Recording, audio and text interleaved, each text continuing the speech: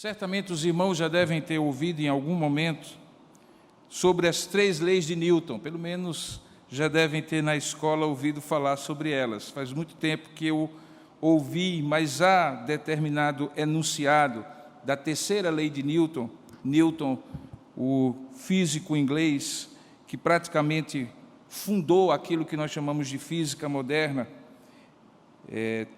Na sua 3ª lei tem uma frase que acabou se tornando popular e as pessoas usam hoje para muitas circunstâncias e muitas situações. O enunciado completo da 3ª lei de Newton diz assim: a toda ação há sempre uma reação oposta e de igual intensidade, e as ações mútuas de 2 corpos, um sobre o outro, são sempre iguais e dirigidas em sentidos opostos. Isso se resumiu a uma frase: toda ação tem uma reação. Isso é usado de maneira popular em vários contextos. Se alguém faz o mal com alguém, para alguém, o senso comum diz, espera-se que esse mal seja retribuído em algum momento. Se alguém empurra outro, é natural que a reação instintiva de sobrevivência, de resistência, faça com que esta pessoa a empurre de volta. Se eu puxo alguém, a natural resistência da pessoa de vir até mim é de fazer força no sentido oposto, até o ponto que, eventualmente, eu e ele fiquemos parados, porque as forças equivalentes se anularão. Nessa sequência de mensagens que nós estamos trazendo, exposições bíblicas sobre o livro de Atos, que tem como título na série Edificarei a Minha Igreja, é perceptível que em vários momentos ações produzem reações. Nós vamos ver uma particularmente no dia de hoje, nesse episódio número 9, que fala sobre a reação do sistema. Esse é o título da mensagem de hoje, em que depois daquele milagre maravilhoso, um sinal, um grande prodígio, operado por Pedro e João, que nós vimos domingo passado, quando um homem de 40 anos foi curado de uma deficiência física de nascença, que 2 fatos acontecem, 2 reações acontecem. A primeira delas, que está no capítulo 4 de Atos, que eu já lhe convido a ler, que é mais uma vez um retrato, uma foto que Lucas tira para servir de transição para a próxima parte da sua narrativa, que é o livro de Atos. Nós vimos a primeira fotografia, quando em Atos capítulo 2, verso 41 a 47, é dito que eles perseveravam na doutrina dos apóstolos e tal, e ali era uma foto de como a igreja, aquelas 3.000 primeiras pessoas viviam a igreja cristã. E agora nós temos uma segunda fotografia, do verso 1 ao verso 4, quando diz assim: falavam eles ainda ao povo, quando sobrevieram os sacerdotes, o capitão do templo e os saduceus, ressentidos por ensinarem eles o povo e anunciarem a ressurreição em Jesus dentre os mortos, e os prenderam, e recolhendo-os ao cárcere até o dia seguinte, pois já era tarde. E aí Lucas registra: muitos, porém, dos que ouviram a palavra, a aceitaram, subindo o número de homens a quase 5.000. Vemos então que houve uma primeira reação favorável, mas simultaneamente o sistema reage à pregação de Pedro e João. Do ponto de vista do favor de Deus, 5.000 novas pessoas, ou ao total 5.000 pessoas passaram a constituir aquela igreja. Um crescimento exponencial, maravilhoso, fruto da obra do Espírito Santo pela pregação dos apóstolos. E certamente o povo, impactado por aquele sinal daquele homem, se converte ao Senhor, e o texto diz que ali sobe o número de homens a quase 5.000 pessoas.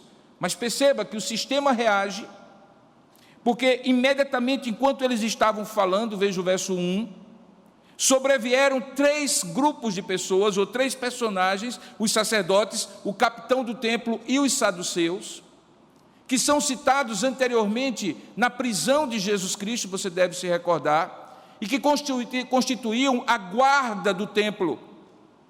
Aqueles homens que eram usados na guarda do espaço sagrado e que foram muitas vezes manipulados e utilizados pelo Sinédrio, aquela mais alta corte, para prender Jesus, para fazer com ele um tribunal e um julgamento injusto, como nós já vimos.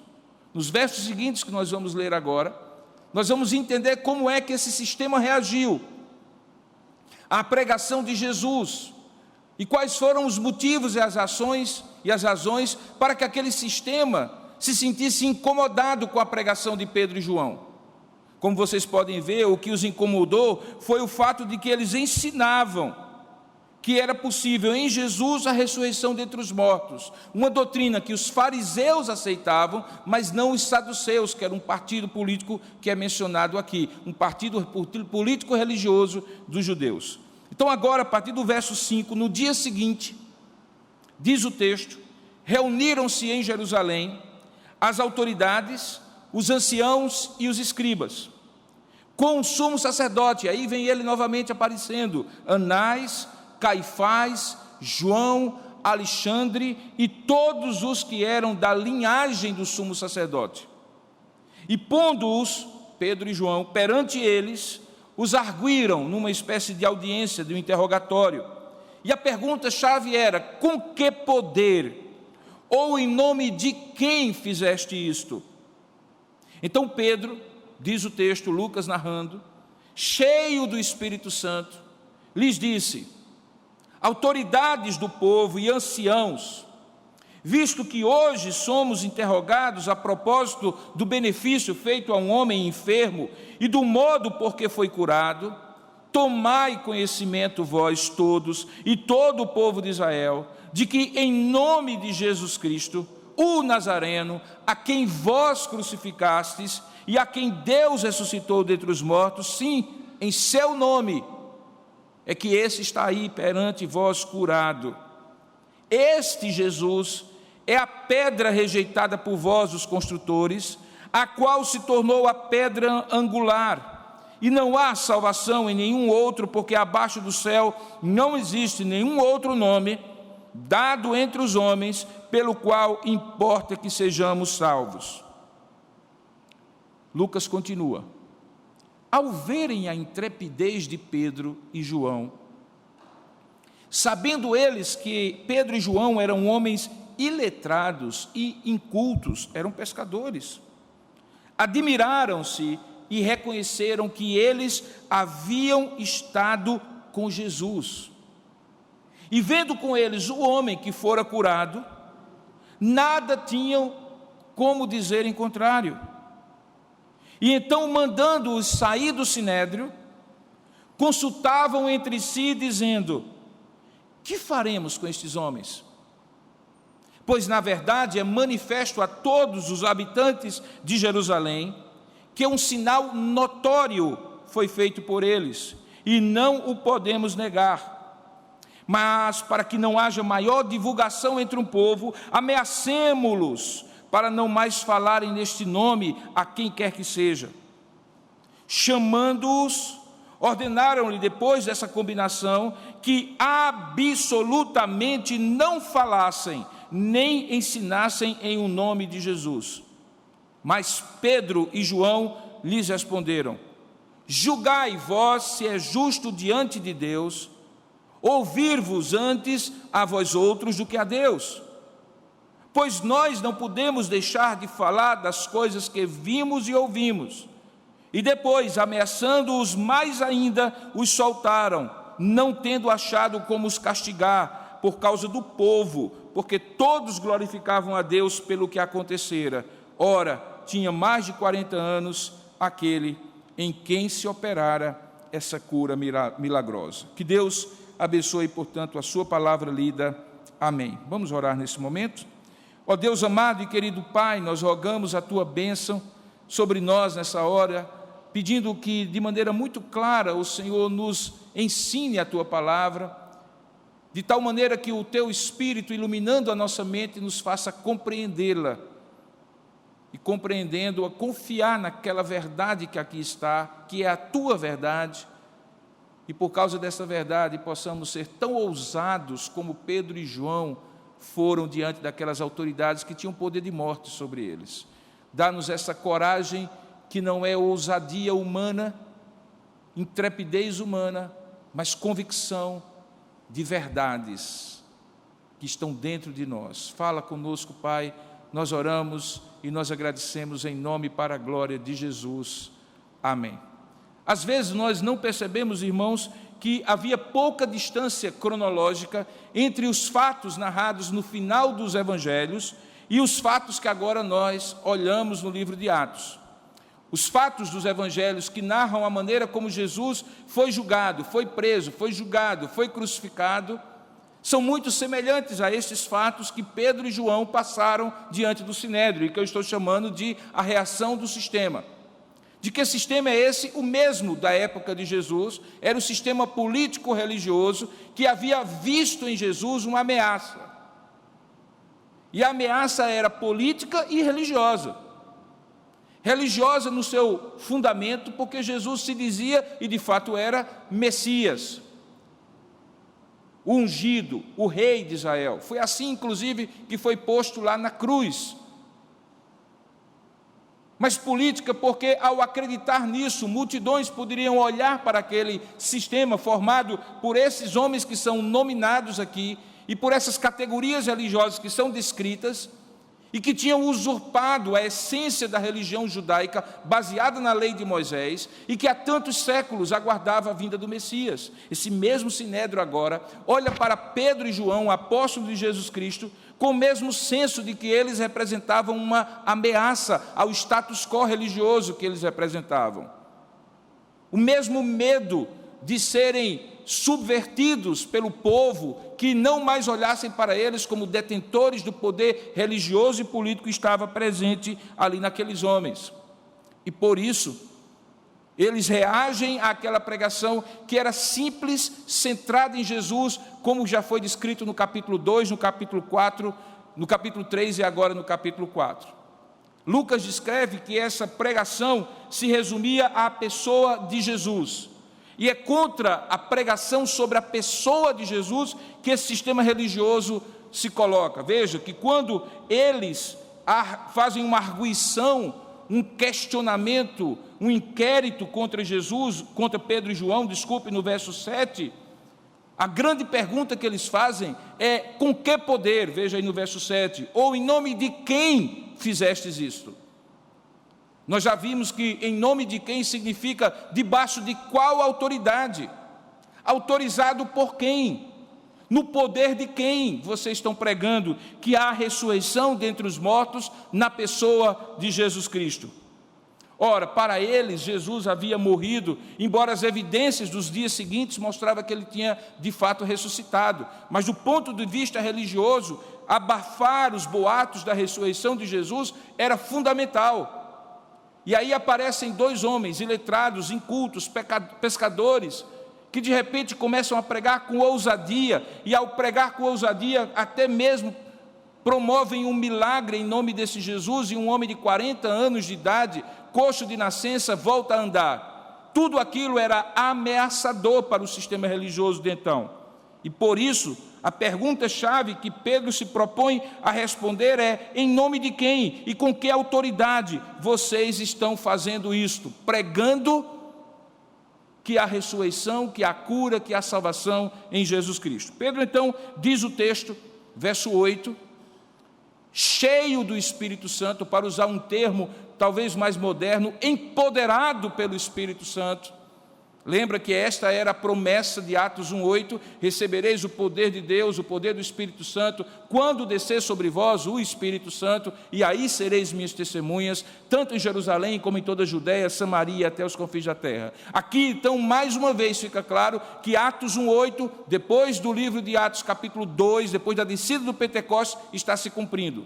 Pedro e João, então, cheios do Espírito Santo, fazem um pequeno discurso. E se você olhar esse pequeno discurso e compará-lo com o discurso do capítulo 3, que nós expomos domingo passado, e do capítulo 2, no domingo retrasado, você vai perceber que é o mesmo núcleo.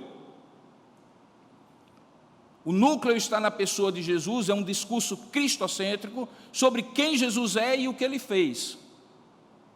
Como foi a reação daqueles homens que o crucificaram? E como foi a ação definitiva de Deus ressuscitando dentre os mortos. E aí, quando ele diz isso, no versículo 8, ele deixa claro, como se fosse uma notificação judicial, que no verso 10, eles deveriam tomar conhecimento, todos eles que faziam parte do povo de Israel, que é em nome desse Jesus Cristo, a quem eles tinham crucificado e a quem Deus havia ressuscitado, assim era em nome dele que este homem estava ali curado perante eles, e eles por isso pregavam.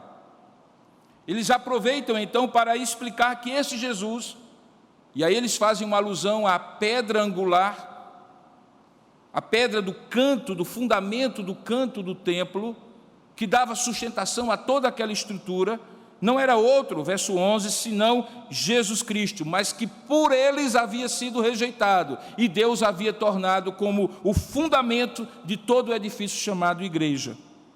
Essa é a razão porque, segundo eles, no verso 12, não há nenhuma oportunidade ou possibilidade de alguém ser salvo, a não ser no nome de Jesus Cristo, porque nenhum outro salva. E daí vem a ideia, um mote, o tema que muitas vezes você já ouviu falar e até às vezes está escrito nas igrejas: salvação somente em Jesus Cristo, só Cristo salva. Diante disso, o sistema reage. Verso 13 diz que eles veem a intrepidez de Pedro e de João. Essa palavra que é usada aqui, originalmente tem um sentido de não apenas não ter medo, mas ter uma ousada coragem. Não é alguma coisa que você reage porque não tem outro jeito, mas você de fato age corajosamente, intrepidamente, de tal maneira que nada poderia lhe deter. Eles dizem assim, o texto descreve, Lucas: ao verem então a intrepidez de Pedro e João, que não combinava com o fato de que eles eram homens iletrados e incultos, qual é a conclusão que eles chegam? Eles se admiram por um lado, mas logo reconhecem que eles tinham estado com Jesus. O que era? Era o uniforme que eles usavam? Era uma Bíblia que eles carregavam do lado deles? Era uma carteira de membro da Igreja Presbiteriana de Jerusalém? Era um título, porque eram chamados reverendos Pedro, reverendo João? Não. O que os fez reconhecidos, semelhantes, assemelhados aos olhos das autoridades religiosas a Jesus Cristo, é o fato de que eles eram intrépidos e corajosos. Eles estavam diante, e é bom que a gente relembre isso, diante das mesmas autoridades que não se acovardaram, nem se intimidaram diante de Jesus, o Filho de Deus, a ponto de matá-lo. Ora, se eles sabiam que aquelas mesmas autoridades do Sinédrio poderiam matar a eles, que garantia havia que eles que havia matado Jesus, que garantia havia que eles não poderiam também ser mortos por aquelas autoridades? Nenhuma. Lembre que no início do livro de Atos, esses mesmos homens, antes da descida do Espírito Santo, estavam acovardados no cenáculo, com medo de serem mortos, por esses mesmos que aqui eles enfrentam com a ousadia e a intrepidez da palavra. A diferença entre uma cena e outra é o Espírito Santo, que faz com que eles se identifiquem, sejam transformados, empoderados pelo Espírito de Deus, de tal maneira que eles se assemelham ao próprio Senhor, e eles são assim reconhecidos como tais. Mas eles também veem uma outra constatação contra a qual eles não podiam se opor. No verso 14, além deles reconhecerem que eles, Pedro e João, haviam estado com Jesus, no verso 14 diz que eles viram o homem que fora curado, e também não podiam dizer nada em contrário. Sabe aquele ditado popular que contra fatos não há argumentos? Ali estava o homem curado. E a maneira como aqueles homens corajosamente falavam e testemunhavam de Jesus, baseado no milagre que tinha acontecido àquele homem, fazia com que eles reconhecessem também que aqueles homens tinham estado com Jesus. Eram fatos corroborando fatos. E diante disso, eles retiram aqueles homens da sala do Sinédrio, veja aí no verso 15, e começaram uma sessão do Sinédrio, talvez chamada interlocutória, só entre os membros do Sinédrio, ninguém mais, nem mesmo os que estavam sendo acusados. E qual era a questão e a maneira como o sistema se articulou para tentar barrar a pregação do Evangelho por intermédio de Pedro e João? Eles perguntam, e essa era a questão que eles tinham que decidir: o que é que nós faremos com estes homens? Veja aí no verso 16. Quais eram as premissas com as quais eles trabalhavam? Primeiro, é manifesto a todos os habitantes de Jerusalém que um sinal notório foi feito por eles, e qual é a conclusão? Nós não podemos negar. Então não havia como o sistema dizer assim: esse homem não foi curado. Não era por aí que eles iriam barrar Pedro e João. E então essa estratégia já foi sepultada. Por aí eles não foram, porque era impossível eles irem. Não havia como eles negarem o fato notório que aquele homem tinha sido curado. E a forte impressão que Pedro e João tinham visto ou tinham estado com Jesus Cristo, porque tudo e todo modo que eles falavam denunciava que eles eram discípulos de Cristo. Mas a questão continuava: o que faremos com esses homens? Entra uma segunda premissa, que era a premissa de evitar que haja uma maior divulgação. Nas estratégias chama-se conter a repercussão. Não há como negar o fato, então que se contenha aqueles que haverão de ter conhecimento do fato.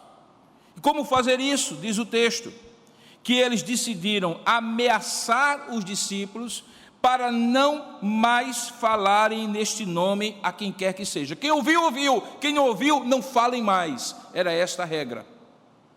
Porque uma vez que eles não podiam negar, pelo menos eles queriam conter a repercussão daquilo que estava sendo pregado. É curioso que aqui nós encontramos, queridos, um sistema que vai sempre reagir dessa maneira.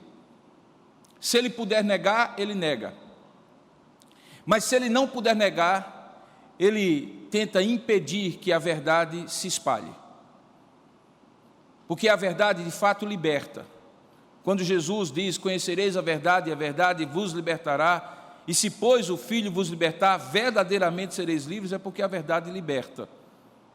A verdade do Evangelho quebra todo tipo de barreira. E para eles era interessante, e sempre será, que essa verdade não seja pregada. Nós encontramos aqui o primeiro episódio de uma perseguição velada.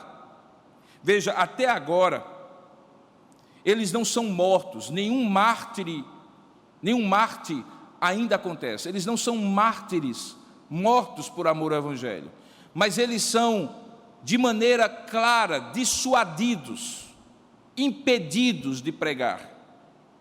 Há uma dificuldade notória e uma ameaça clara naquelas palavras, quando eles dizem que, verso 18, chamando-os, ordenaram-lhe que absolutamente, o advérbio aí é muito claro, de jeito nenhum, de nenhuma maneira, falassem, nem ensinassem na autoridade e no nome de Jesus Cristo. Se alguém me pergunta se é dessa maneira que o sistema reage, a princípio sim. Nem sempre o sistema deseja, e seja ele qual for, seja proposto por quem quer que seja, que a verdade do Evangelho seja desmentida, questionada, até porque seria impossível. Mas frequentemente ao longo da história sempre há tentativas de fazer conter a verdade do Evangelho, intimidações, proibições, legais ou ilegais, conformações sociais, constrangimentos sociais, tentativas de estabelecer que aquela verdade é uma verdade incômoda, e tudo é feito de tal maneira para que haja uma retração. A intimidação visa a retração, a covardia, a omissão, a renúncia, a deserção, a fuga daquela missão que eles receberam do Senhor. que desceria sobre eles o Espírito Santo, e eles seriam testemunhas tanto em Jerusalém, como em toda a Judéia, Samaria e até os confins da terra. Talvez agora eles pudessem, se não tivessem empoderados pelo Espírito Santo, dizer assim: nós tentamos, mas não nos está permitido. Porque sempre há uma possibilidade de acovardamento, sempre há uma possibilidade de encontrarmos motivos para não sermos testemunhas. É isso que o sistema deseja fazer.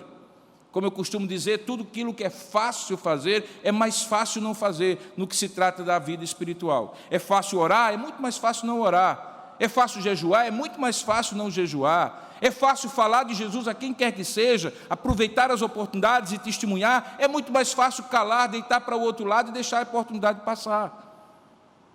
Por inércia, é muito mais fácil não fazer.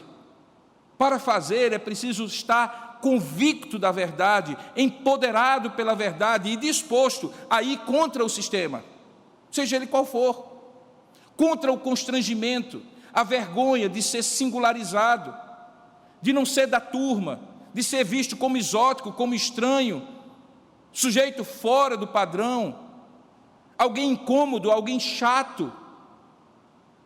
Os motivos são os mais diversos. Não quero perder a amizade, logo me calo. Não quero criar constrangimento, deixo que cada um pense o que quer. É muito mais simples. E era isso que eles queriam fazer, mas eles revestiram este constrangimento de ameaças claras. Porque no verso 21 diz que eles os ameaçaram ainda mais. E mesmo estando soltos, porque eles não tinham como ser castigados, veja aí no verso 21, porque o povo estava glorificando a Deus pela cura daquele homem, eles foram ameaçados. E como vocês verão depois, eles de fato são perseguidos. A igreja começa a ser perseguida a partir dali, com uma microação, reação do sistema sobre a vida de Pedro e João. E por que sobre a vida de Pedro e João? Porque eram eles que eram as colunas da igreja de Jerusalém. Constrange os líderes, e os liderados ficarão constrangidos. Ataque os líderes, e os liderados se dispersarão. Quando Jesus olhava as ovelhas de Israel e diziam que eram as ovelhas que mereciam a compaixão dele, é porque elas eram ovelhas dispersas, como ovelhas que não têm pastor, não têm liderança, não tem quem os guiasse. Então qual é a ação do sistema? Bater naquele que lidera, seja quem for. No caso aqui era Pedro e João. Mas da mesma maneira, irmãos, como há uma ação de pregar, de curar, existe uma reação do sistema, esta reação provoca uma ação, ou uma tripla reação, uma tréplica na ação da igreja, uma reação à reação por parte da igreja. E qual é? É a que está no verso 19. E o que me chama muita atenção é que, quando eles, Pedro e João, respondem à ameaça do sistema religioso, eles respondem nos termos que o sistema religioso consegue compreender. Aqui nós encontramos, eu falei isso na semana passada, que é comum os apóstolos se engajarem por pontos de contato daquele público, daquela audiência com quem ele vai tratar, que sejam comuns. Até citei o caso de Atos 17, quando Paulo faz menção ao Deus desconhecido e a partir daquele ponto de contato prega sobre Deus. Mas também de maneira apologética, ou de maneira que defenda a fé, os apóstolos também fazem nos termos que o sistema consegue compreender. No livro de Atos tem vários julgamentos, especialmente do apóstolo Paulo, em que ele tem que se dirigir às autoridades essas romanas e judaicas, que precisam entender nos termos que eles podem entender qual é a defesa da fé cristã, e a gente chama isso de apologética, defender a fé cristã. Qual era a apologética que Pedro e João escolhia agora? Chamar aqueles homens a julgarem. Eles não eram a Suprema Corte, eles não eram o Supremo Tribunal Federal da época, eles não eram o Sinédrio, que agora estavam impedindo que se pregasse. Então eles perguntam: julgai vós. O que vocês julgarem, nós nos submeteremos. Mas veja como foi sábia e inteligente a questão que Pedro e João colocou. Julgai vós, julgai se é justo, se é correto diante de Deus, que a gente escute vocês e obedeça a vocês antes de obedecer a Deus. Qual de vocês aqui, juízes do Sinédrio, homens que conhecem as Escrituras, diriam que é justo que se alguém chegasse aqui e dissesse que precisa obedecer a Deus ou a homens? O que vocês diriam? A resposta é notória e clara, é óbvia: a Deus. Eles diriam isso, a Deus. Mas é óbvio que eles entendiam que a pergunta que Pedro e João os fazia a eles nesse momento, colocava-os numa condição delicada, porque se eles dissessem a Deus, então eles teriam que dizer: nós estamos obedecendo a Deus, que disse: descerá sobre vós o Espírito Santo e sereis minhas testemunhas. Se eles dissessem aos homens, eles estariam contradizendo tudo aquilo que eles pregavam. E é exatamente isso que aconteceu, quando eles perguntam: julgai se é justo diante de Deus ouvir-vos antes a vós outros do que a Deus. Eles concluem: pois não podemos deixar de falar das coisas que vimos e ouvimos. E aí ele chama um critério de juízo que aquela corte entendia, que era a prova testemunhal. Eu falei semana passada que na lei judaica a testemunha é soberana, que toda verdade se estabelece quando duas ou três testemunhas falavam acerca daquilo que viram e ouviram. Isso baseava-se no fato de que não se podia levantar falso testemunho, perjúrio, infâmia, calúnia, difamação, porque isso era pecado diante de Deus, e se isso acontecesse, seria revertido contra eles, um princípio que ainda hoje existe nos tribunais modernos. Você não pode alegar nada que não possa provar, que não seja verdade, sob o risco de ser julgado como alguém que fez uma infâmia, uma calúnia, e portanto deve merecer a punição. Por causa disso, eles então colocam a questão: julgai vós, se é justo diante de Deus, obedecer antes a vós do que a Deus, porque o que nós estamos fazendo é que nós não deixamos e nem podemos deixar de falar do que temos visto e ouvido. Nós aqui não estamos propondo nada, nós estamos testemunhando do que vimos e ouvimos. Vocês querem calar testemunhas diante do tribunal?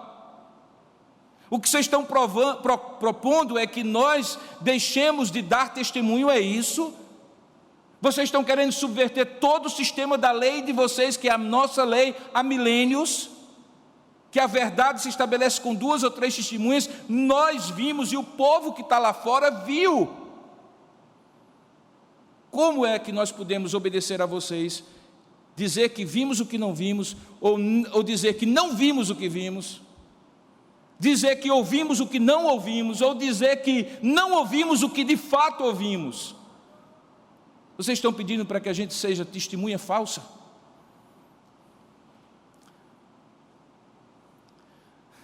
Agora, como é que isso podia sair da cabeça de 2 pescadores? 2 homens simples, que entendiam os segredos dos mares, mas não tinham nenhuma dialética, nenhuma retórica, que não tinham sido formados em nenhuma escola filosófica de apologética, absolutamente nenhuma. Como? Você entende agora por que é que quando eles interagiram com Pedro e João, eles reconheceram que Pedro e João tinham estado com Jesus? Porque quando você compara esse momento com o momento em que Jesus se depara diante de Pôncio Pilatos e diante do sumo sacerdote, as perguntas que Jesus fez desfez completamente as razões que o Império Romano e que os judeus tinham para matá-lo. Na verdade, Jesus fazia ao longo da sua vida perguntas tão incisivas que nem precisava dizer as verdades que as pessoas poderiam por si mesmas descobrirem. Ele fazia as perguntas certas para conduzir as pessoas às respostas certas. Qual era a resposta certa aqui que eles tinham? A resposta certa é: nós não podemos fazer isso com vocês. Mas aí o sistema vai para o segundo nível de reação, que é o nível não apenas da intimidação, mas da ameaça clara. Deixa de ser uma intimidação velada para ser uma ameaça clara. Diz o texto, verso 21, depois, ameaçando-os mais ainda, os soltaram, mas sob ameaça, porque eles não podiam castigá-lo. O povo que estava lá fora glorificava a Deus pelo que acontecera. Você recorda da nossa série 4 Olhares, que houve momentos, desde o primeiro dia daquela última semana, na última temporada Paixão e Glória, que desde quando Jesus entra de maneira triunfal em Jerusalém, o que eles estavam propondo era matar Jesus, prender Jesus naquele primeiro dia. Mas o texto de Lucas diz que eles esperaram o tempo certo, porque se prendessem naquela época da Páscoa, a multidão poderia se revoltar. Jerusalém cheia de adoradores de todos os lugares de Israel. É Deus que subverte esse plano e faz com que as coisas se precipitem para que, de fato, Jesus morra na semana da Páscoa, porque ele era o Cordeiro Pascal. Toda aquela semana tinha um simbolismo muito claro. Mas por eles iam julgar e iam agir às escondidas, subrepticiamente, para que a multidão não fosse deslocada, mobilizada para se insurgir contra eles. E aqui eles fazem a mesma coisa. Diz o verso 21 que eles ameaçam Pedro e João, solta-os, mas debaixo da ameaça, porque eles não tinham como castigar.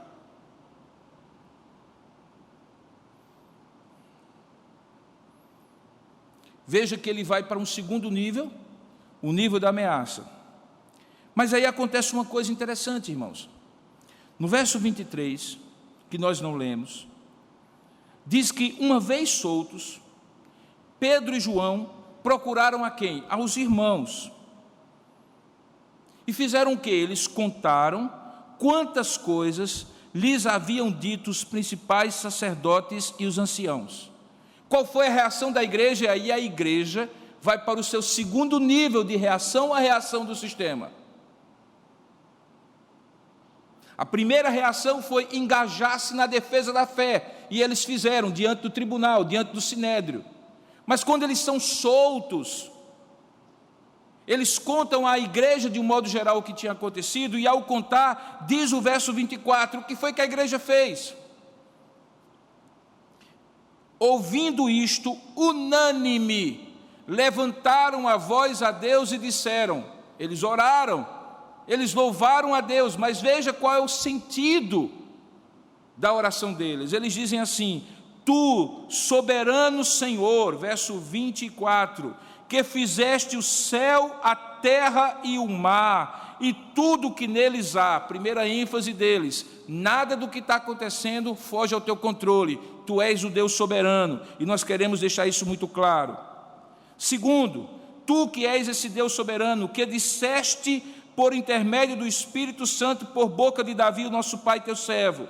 E aí ele cita o Salmo de número 2, porque se enfurecem os gentios, e os povos imaginaram coisas vãs, levantaram-se os reis da terra, e as autoridades ajuntaram-se a uma contra o Senhor e contra o seu ungido. Segundo, além de soberano, eles reconheciam que Deus já havia previsto e alertado que isso aconteceria, estava no Salmo 2, um salmo messiânico.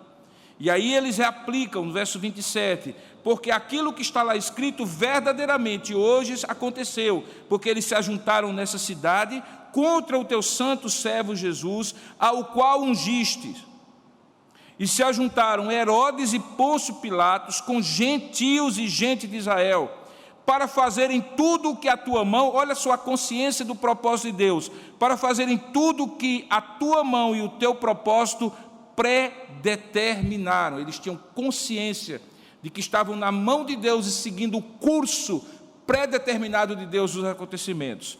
Qual é a atitude deles? Em terceiro, verso 29. Agora, Senhor, olha para as suas ameaças. O que é que você faria depois? Olha para as suas ameaças e, por favor, nos proteja, Senhor. Senhor, olha para as ameaças dele, por favor, não deixe que a gente morra. Senhor, olha para as suas ameaças e, por favor, aplaca a ira deles.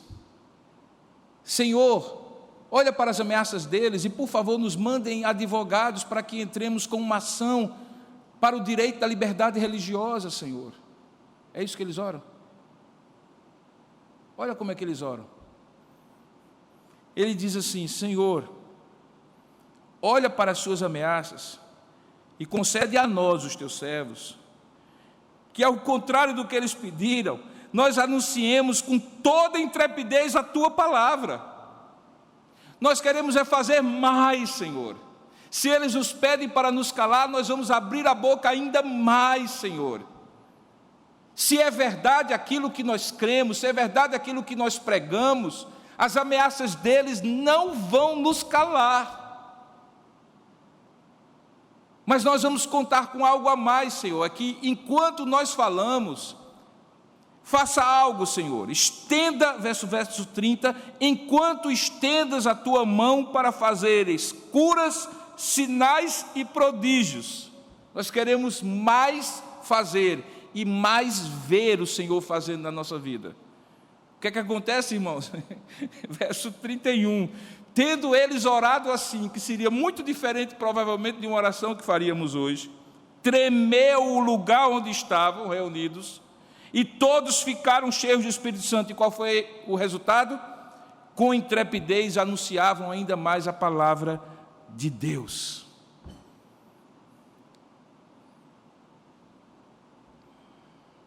Quando o sistema reage, nós precisamos confiar em alguém que é maior do que o sistema. Na verdade, que é maior do que a mentira do sistema. Na coragem, que é maior do que a ameaça do sistema. É assim que a igreja testemunhou, e por isso ela contava com o poder do Espírito Santo. Esses homens tinham medo de morrer? Nenhum, irmãos. Nenhum. Porque eles entendiam que esse tempo aqui na vida era bom e deveria ser aproveitado, mas era insuperável e infinitamente melhor estar com o Senhor. Quer morramos, dizia Paulo, quer vivamos, somos do Senhor. O que eles tinham como absoluta verdade e valor absoluto, inquestionável e inegociável era que eles cumprissem a carreira, que eles fossem testemunhas e, se preciso for, com a própria vida. Por isso, o poder de Deus se manifestava de maneira contínua sobre a vida deles. Eles oravam, o lugar onde eles estavam tremia, todos ficavam cheios do Espírito Santo e ainda mais coragem e intrepidez havia no coração deles para anunciar a palavra de Deus. Estou chegando à minha conclusão. Um dos clichês muito conhecidos do cinema, principalmente do cinema juvenil, digamos assim, tipo Sessão da Tarde, é aquela típica situação de colégio, de high school americana, em que tem um sujeito que faz bullying, um sujeito mais forte, um sujeito mais arrogante, que sempre pega um coitadinho ou uma coitadinha e que sempre ameaça fisicamente, expõe aquela pessoa diante dos outros e assim por diante. Na verdade, o que aquele clichê do cinema tenta demonstrar é que haverá de acontecer em algum momento do filme que alguém não se dobra ao sistema, ou àquela pessoa que representa o sistema de abuso contra os mais fracos e indefesos. E aí nem sempre é a pessoa maior, mais forte, mais inteligente, mas aquela que tem coragem de colocar um basta e dizer não àquele abuso.